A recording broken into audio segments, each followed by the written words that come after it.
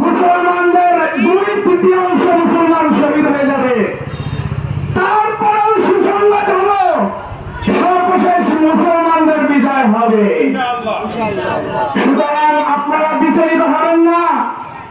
এই ছোট ছোট সন্তানদেরকে আপনারা দিনী শিক্ষার পাশাপাশি ইসলামের ভিতরে যত বিধান আছে ফরজিয়াত বিধানগুলোকেও আপনারা বাস্তবায়ন করার প্রতিজ্ঞা করুন।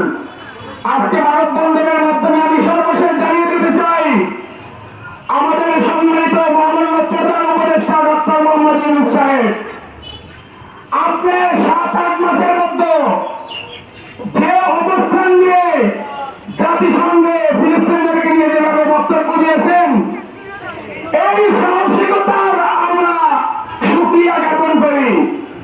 পাশাপাশি বলতে চাই, পুরো বাংলাদেশের মধ্যে ইসরায়েলি যত পণ্য আছে সকল পণ্যকে আপনি রাষ্ট্রীয়ভাবে বাংলাদেশ থেকে নিষিদ্ধ করুন।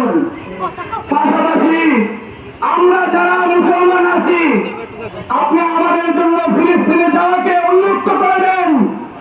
আমরা আমাদের মুসলমান ভাইদের পাশে দাঁড়াবো, আমরা তাদের সাথে জিহাদ করব, আমরা তাদের পাশে দাঁড়িয়ে সমবেদনা প্রকাশ করবো। আপনি এই অবস্থা তৈরি করে দেন। সর্বশেষ আমি সকলের কাছে মুসলিমদের একাত্মতা পোষণ করে আমার বক্তব্য এখানে শেষ করছি। আসসালামু আলাইকুম ওয়া রাহমাতুল্লাহি ওয়া বারাকাতুহু।